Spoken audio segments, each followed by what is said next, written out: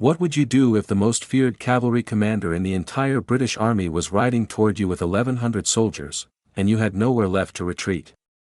What would you do if you knew this man had already given the order before, the order that turned surrender into a death sentence? That his cavalry had torn through a field in South Carolina 8 months earlier, hacking down men with their sabers even after the white flag went up.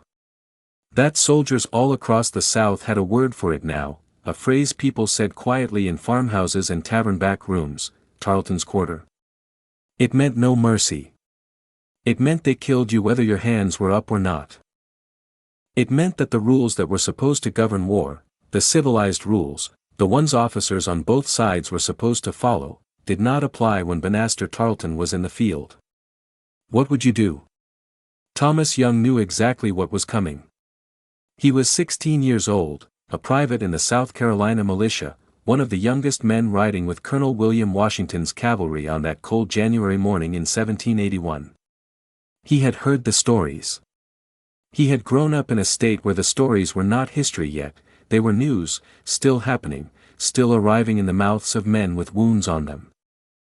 He knew the name Tarleton the same way a man in a burning house knows the word fire. Not abstractly. Not from a book. From the smell of it. And he was still there. That tells you everything you need to know about Thomas Young. What happened in the next 50 minutes at a cattle grazing field called Hannah's Cowpens, 50 minutes of concentrated, deliberate, breathtaking military genius, did not just defeat Banastre Tarleton. It broke the British Army's grip on the American South. It reversed the momentum of a war that had been sliding toward British victory for over a year. And it set in motion a chain of events that would end at Yorktown 9 months later with Cornwallis surrendering to George Washington. Nobody taught you this in school. But somebody was there. Somebody who was 16 years old. Somebody who rode over a low ridge on a cold morning and charged into the most perfectly executed military maneuver in American Revolutionary history. His name was Thomas Young. And this is his story. The British were winning. Let that settle in for a moment. Not winning in the abstract, not winning on paper, winning on the ground, in real time, with real bodies piling up on real fields. By the autumn of 1780, after 5 years of war, the American Revolution was in genuine crisis. Not the comfortable sort of crisis that gets smoothed over in retrospect. The kind of crisis where people on the American side were asking each other, in private, whether it was going to work. Whether any of it was going to work. The Southern campaign had been a catastrophe. The British strategy in 1779 and 1780 had been built around a calculated bet, that if they could secure the Southern colonies, Georgia and the Carolinas, they could use the large Loyalist populations there as a base of operations, squeeze the rebellious North from below, and eventually choke the revolution to death. It was a reasonable strategy. In certain respects it was working. Savannah had fallen to the British in December of 1779.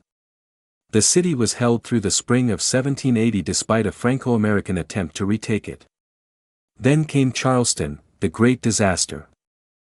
British General Henry Clinton landed south of the city with 8,700 men in February of 1780 and began a methodical siege. General Benjamin Lincoln, defending with fewer than 5,000 Continentals and militia, held on through March and April while the British lines drew tighter. On May 12, 1780, Lincoln surrendered. 5,466 American prisoners of war. It was the largest single American defeat of the entire Revolutionary War. Larger than Long Island. Larger than Brandywine.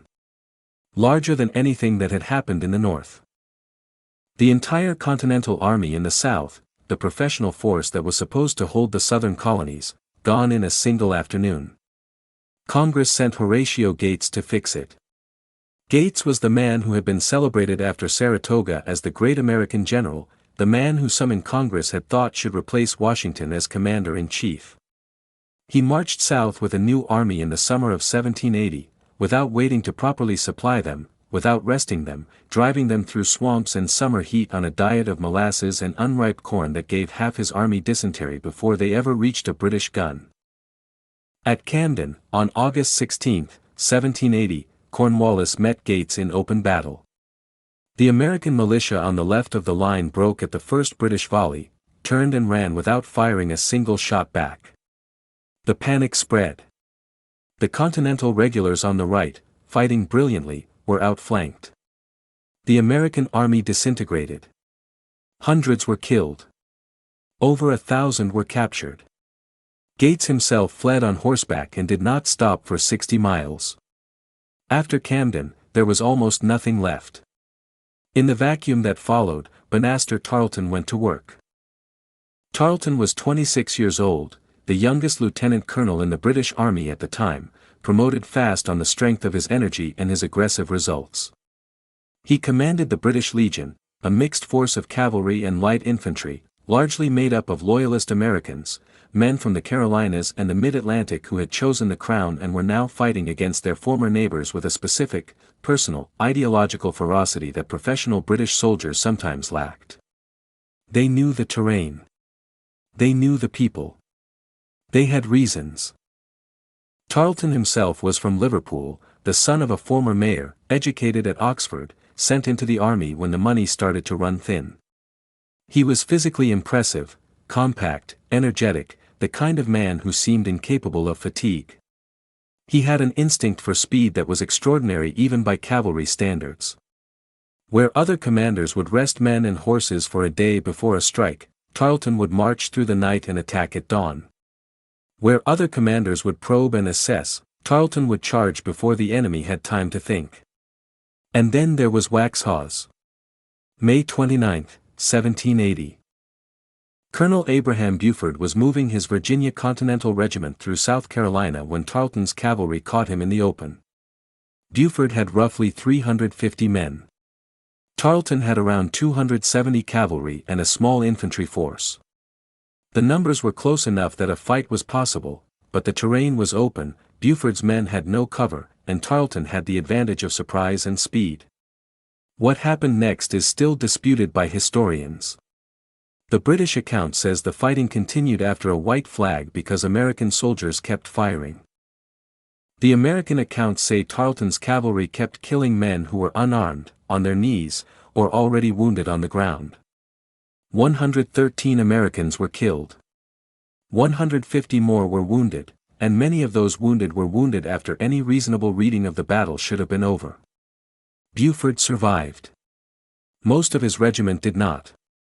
The phrase, Tarleton's quarter, spread through the Carolina backcountry the way fire spreads through dry pine. It changed the nature of the war in the South. It made surrender, normally the rational choice when a position becomes untenable, a gamble. It made men fight harder out of desperation rather than conviction. It made militiamen who might otherwise have gone home after one engagement pick up their weapons and keep coming back, because the alternative was a field like Waxhaws. It also made Banastre Tarleton the most hated man in South Carolina. After Camden, Tarleton raided with near impunity. He struck rebel militia formations before they could concentrate, destroyed supplies, burned the plantations of prominent Whig families, scattered every American force that tried to coalesce in the backcountry.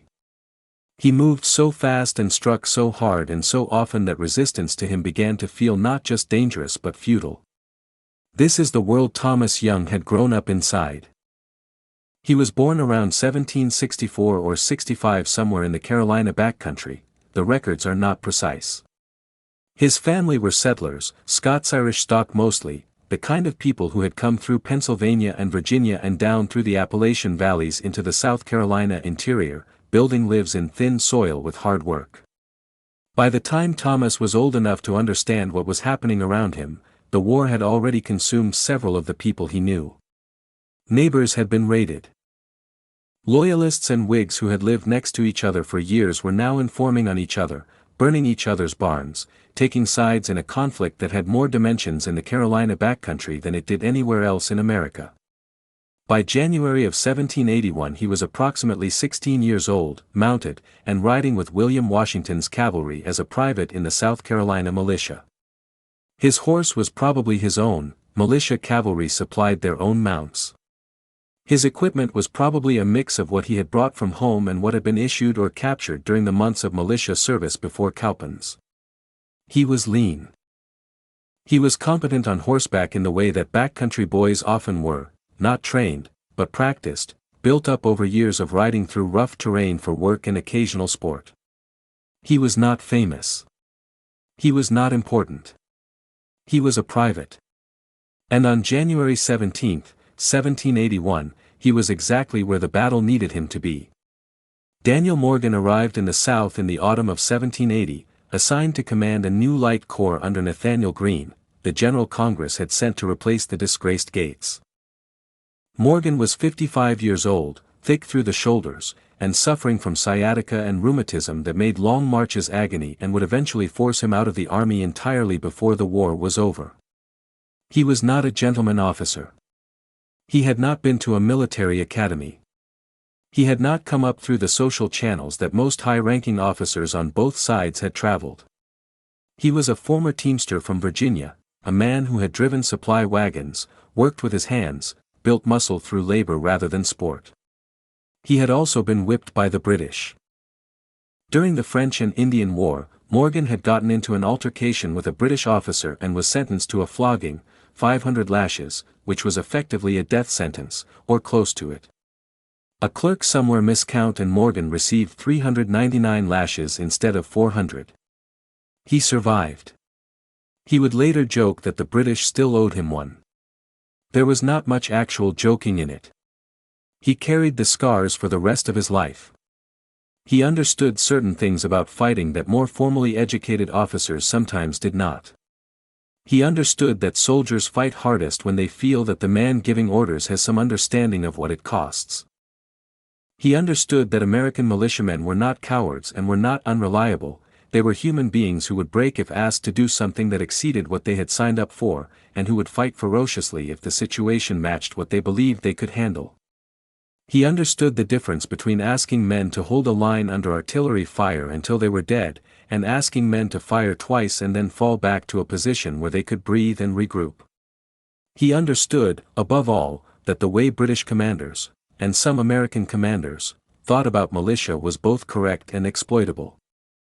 Correct because militia really did tend to break under sustained pressure from professional infantry. Exploitable because if you could make that tendency look like panic when it was actually controlled withdrawal, you could use it to lure a confident British commander into a position where his confidence destroyed him.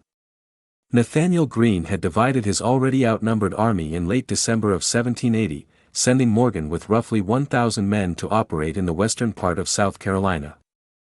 Greene's reasoning was aggressive and unconventional. By splitting his force, he forced Cornwallis to split his, giving Greene more options and making the British choose which threat to chase first.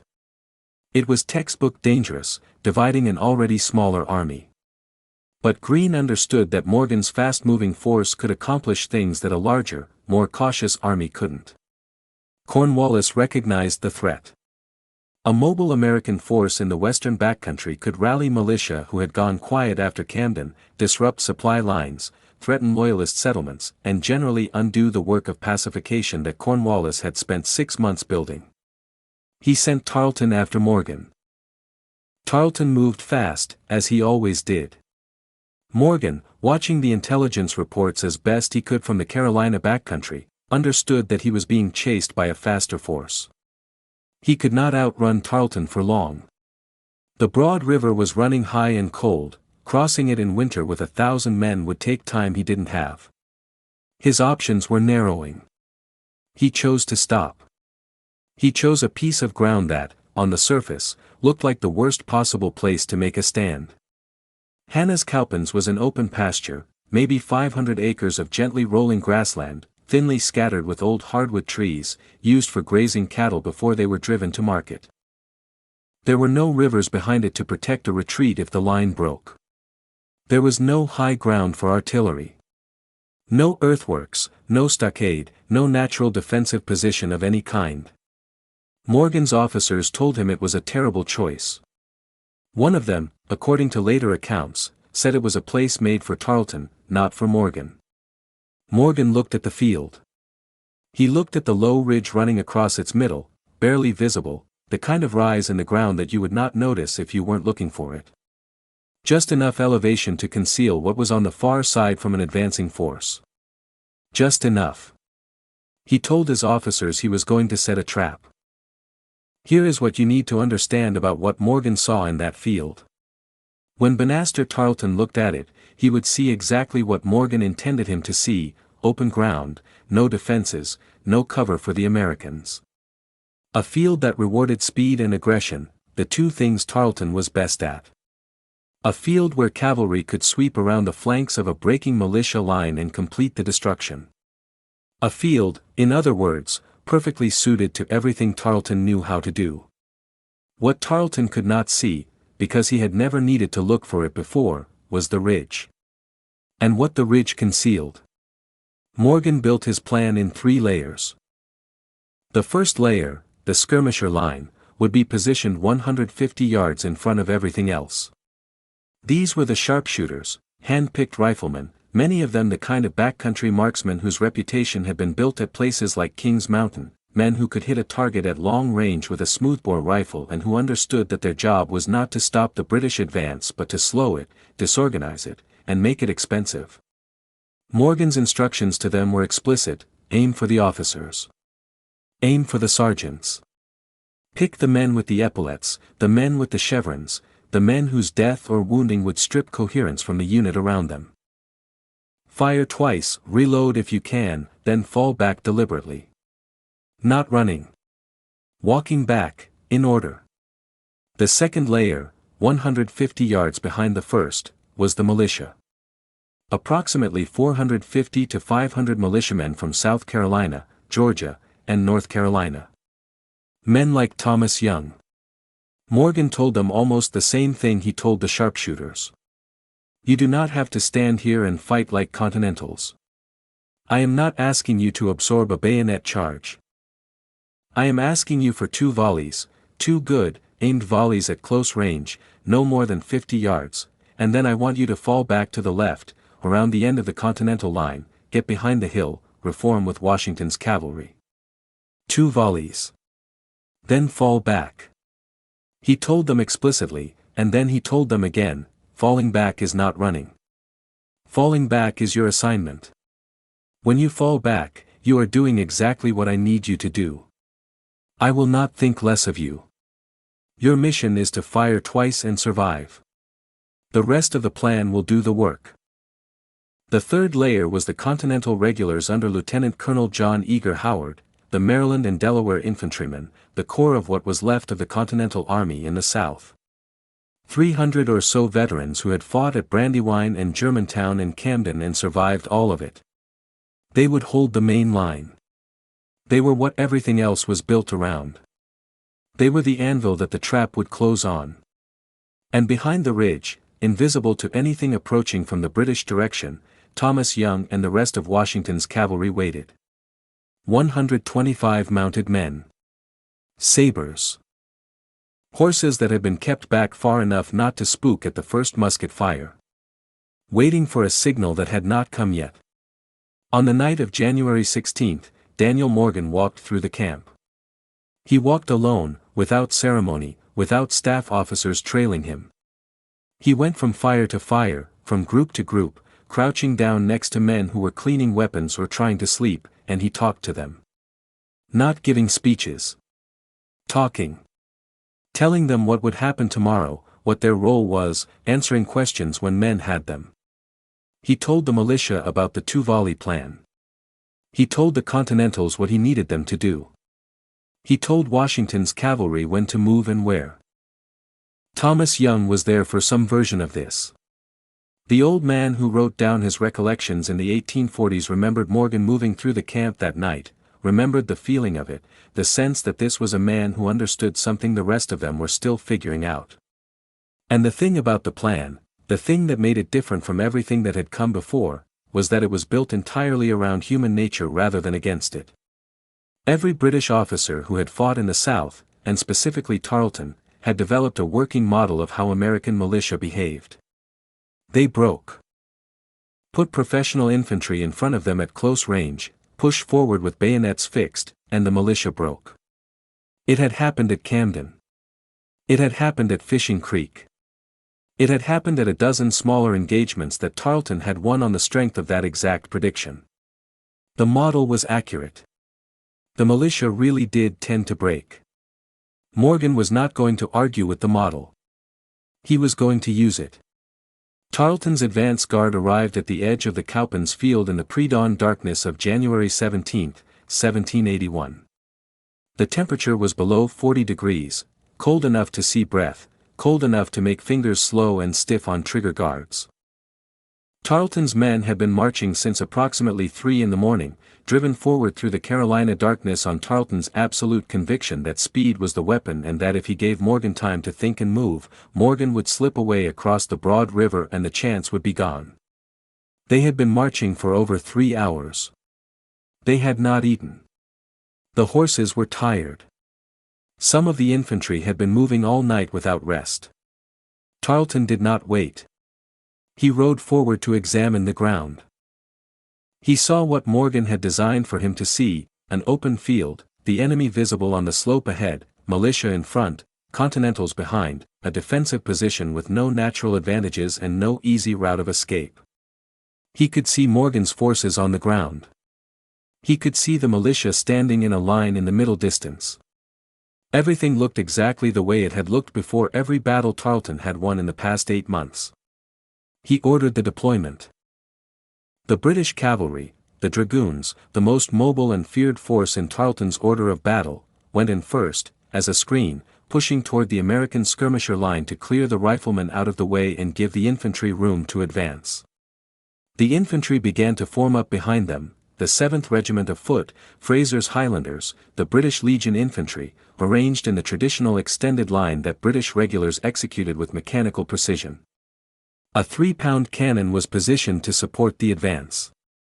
Tarleton placed his reserve cavalry, the men he intended to use for the killing blow once the militia broke, to the right rear of the main line. Everything was ready. The British cavalry drove forward against the skirmisher line. The first shots came from American riflemen at 150 yards, long-range shots for smoothbore weapons, but these were not all smoothbore. Some of Morgan's sharpshooters were carrying long rifles, the frontier weapon that had made a name for itself at Saratoga, capable of accurate fire at distances that made British cavalry commanders nervous. Men fell from saddles. A British cavalry officer went down. The screen recoiled. Tarleton sent in a second wave. The skirmishers fired again, chose their targets carefully, and then, on schedule, exactly as Morgan had planned, fell back. The British infantry advanced. They came in the quick march, drums keeping time, bayonets fixed and glinting in the early morning light, their red coats visible against the pale January grass. They were good. They were disciplined. They maintained their lines even as the ground sloped upward slightly toward the American position, even as the smoke from the first exchange began to drift across the field. At approximately 50 yards, the American militia second line opened fire. The sound of 400 or 500 muskets firing within seconds of each other, the concussion of it, the pressure wave, the rolling crash that would have felt like something physical against a person's chest, hit the British front ranks at close range. Officers fell. The advance wavered. Men in the front of the column went down and the men behind them stepped around them and kept coming. The second volley, staggered, some men faster than others with the reload, hit while the British were still disordered from the first. And then the American militia fell back. Every British officer watching saw what they had been trained to see. What they had seen 8 months of experience teach them to expect. The militia was running. The line was breaking. Here it was again, the moment that American militia always gave you if you pushed hard enough. Tarleton looked at the field from behind his advancing line and saw an opportunity he had been riding toward since 3 in the morning, the American militia in retreat, the Continentals exposed behind them, a chance to drive straight through the breaking line and end the battle in the next 60 seconds. He ordered the advance to accelerate. He sent his cavalry around the right flank to cut off the retreating militia and complete the rout. He did not know, could not know, because every piece of visible evidence supported the opposite conclusion, that the militia was moving exactly where Morgan had told them to go. They were not running. They were falling back. They were going around the left end of the Continental line, moving behind the low ridge on the left, reforming in the dead ground out of sight of the British advance. They still had their weapons. They were still organized. In approximately 4 minutes they would be back in the fight, coming from a direction Tarleton had no reason to expect. The Continental line fired. John Eager Howard had held his men in formation, standing in their ranks with weapons loaded and bayonets fixed, while the militia cleared their field of fire. He had waited. The British infantry was at 40 yards, close enough to see the buttons on their coats, when he gave the word. 300 Continental muskets fired simultaneously. The British front ranks went down. Not a few men at the edges, the front. The organized, disciplined, mechanically precise front of the British advance, the men who had maintained formation through the skirmisher fire and the militia volleys and were now within bayonet range of the American main line, those men hit the ground in a line. The British advance staggered. Reformed. Kept coming. Then something happened that nobody planned. The Continental line was attempting to refuse its right flank, adjusting its formation to address the British cavalry that was sweeping around from the right, when the order got misunderstood, or misheard, or passed incorrectly through the chain of command. A portion of the Continental line began to wheel, to turn and move backward. The movement was orderly. It was controlled. It was not a rout. But from a distance, from behind the smoke of continuous musket exchange, it looked like the Continentals were retreating. Tarleton saw it. He had been watching the militia fall back, the skirmishers fall back, and now the Continentals appeared to be falling back. 3 layers of the American position, all appearing to break in sequence. This was the signal. This was the moment. He ordered the infantry to charge. The British infantry came forward at the run, bayonets down, voices up, the terrible noise of a British infantry charge that had broken dozens of American positions over 5 years of war, and they came fast, the tight formation loosening slightly as men ran at different speeds, the disciplined line beginning to fray at the edges as the urgency of the moment took over. John Eager Howard turned around. He looked at his men. He saw them moving in good order, not running, wheeling, still in formation, still armed, still organized. He saw the British coming at a full charge. He saw the gap between his men and the British force closing at 20, 15, 12 yards. He gave a single order. Face about. Fire. The Continental line stopped. Turned. In the time it took the British infantry to cover the last 15 yards, 300 men went from moving away to standing still to raising weapons. At a distance of close to 30 yards, close enough that the muzzle flash would have been felt as heat by the men on the other side, 300 muskets fired into the face of the charging British infantry. The charge stopped. Not slowed. Not hesitated. Stopped. Thomas Young was behind the ridge when the order came. He had been in the dark and the noise of the waiting, horses shifting, the percussion of musket fire coming over the hill in rolling waves, the smell of black powder smoke hanging in the cold air. He was 16 years old. Whatever he felt in those minutes of waiting, he did not write it down in the way that lets us know. He wrote about what happened when the movement began. He remembered the order. He remembered the horses starting to move. Washington's cavalry came around the left end of the Continental line at a canter, building to a gallop as the ground opened up. At almost exactly the same moment the Continental volley tore through the British infantry charge. The timing was not accidental. Morgan had designed the whole plan around this convergence. The Continental volley would stop the British forward momentum, the cavalry would hit the exposed left flank before the British could recover, and the militia, the men who had run, would come back from the right. Thomas Young was in that charge. In the account he wrote decades later, he described what the cavalry charge was like from the inside, the ground vibrating under the horses, the noise of the whole field, muskets, voices, the mechanical sound of weapons, hitting him all at once as they came around the end of the line and the battle opened up in front of him. He saw the British infantry trying to form squares, the standard defensive formation against cavalry, for sides of bayonets that horses would not charge into, and failing, because the Continentals were pressing them from the front and from the left, and from the right the militia was coming back. The militia that was supposed to be routing. They had reformed in the dead ground behind the ridge.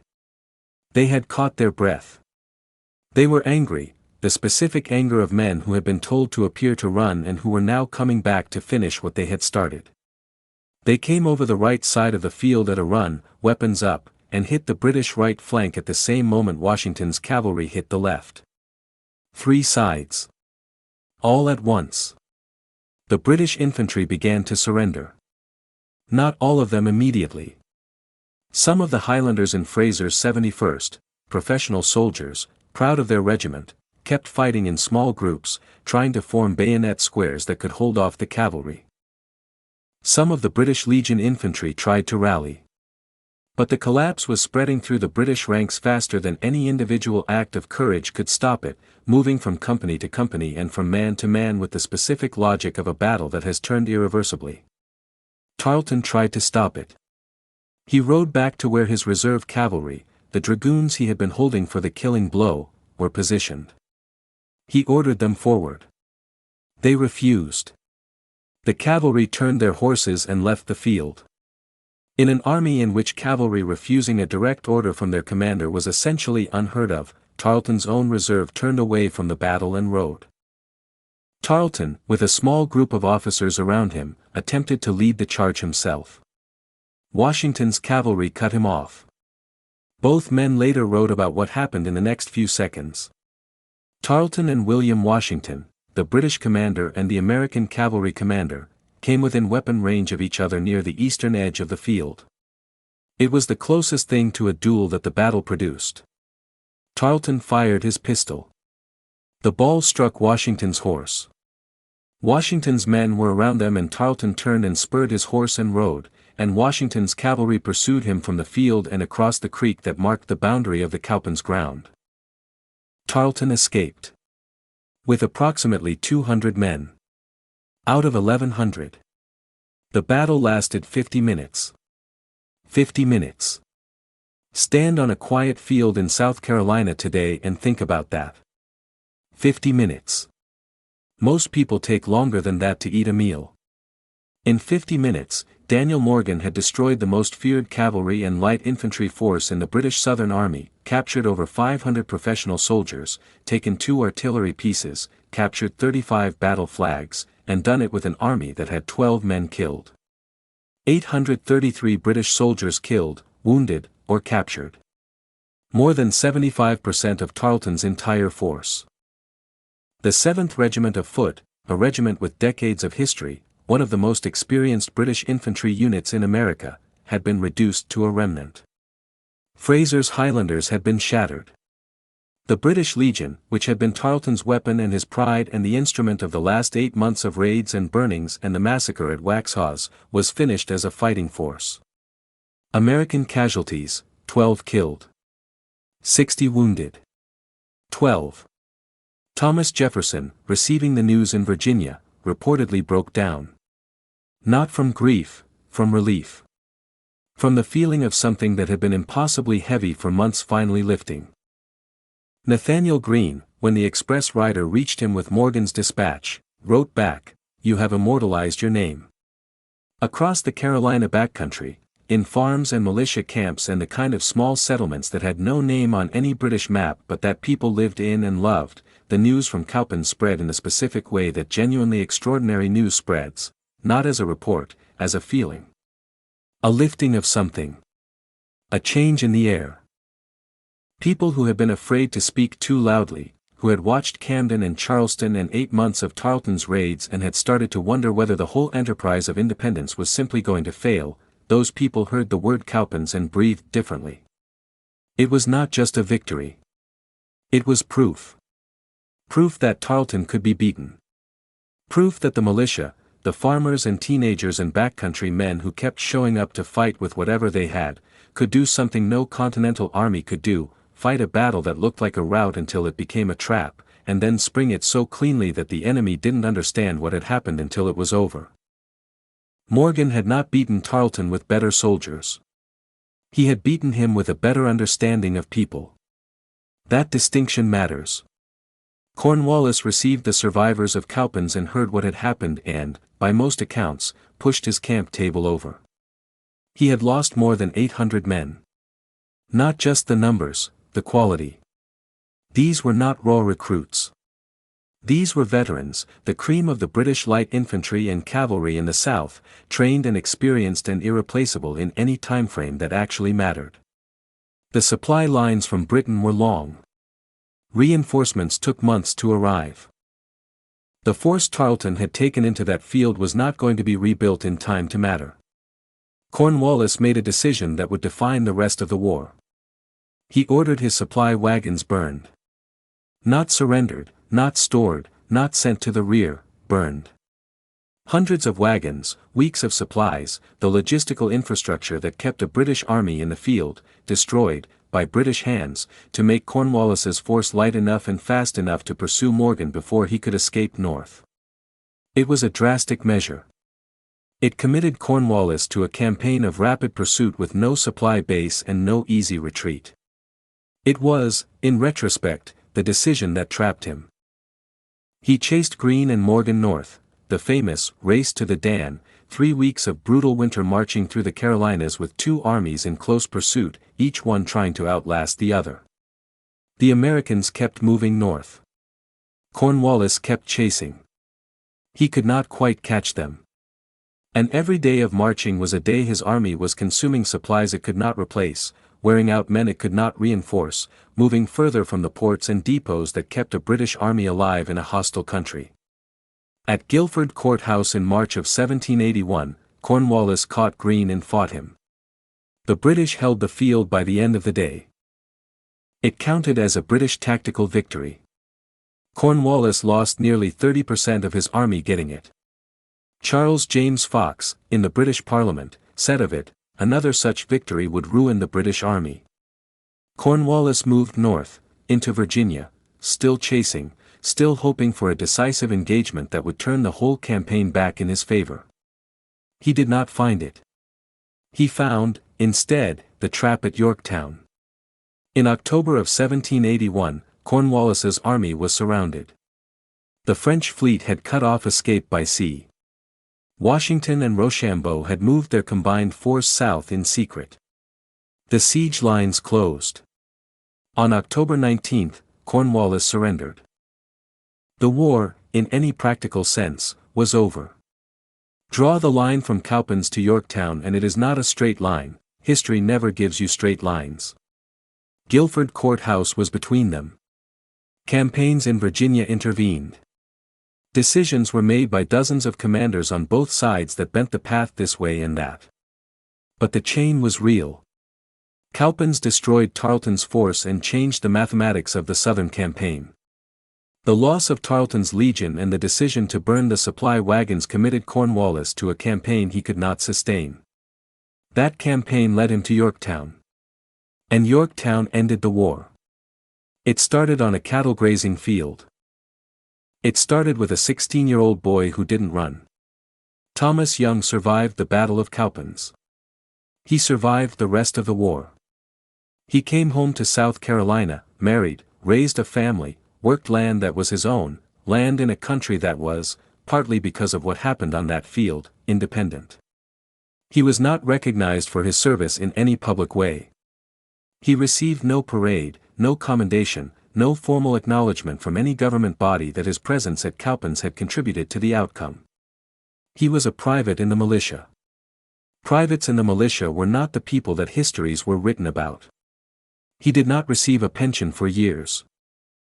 The Continental government's system of paying veterans was inconsistent and politically contentious. The officers and the Continentals had more organized advocates, better records, clearer claims. Militia veterans, who had served shorter enlistments and kept fewer formal records, often waited decades or died waiting.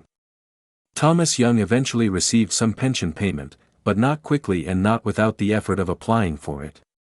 In the 1840s, when he was an old man, in his 70s or 80s, depending on which year you use for his birth, he wrote down what he remembered of Cowpens. The memoir exists. It is not long. It was not published widely at the time.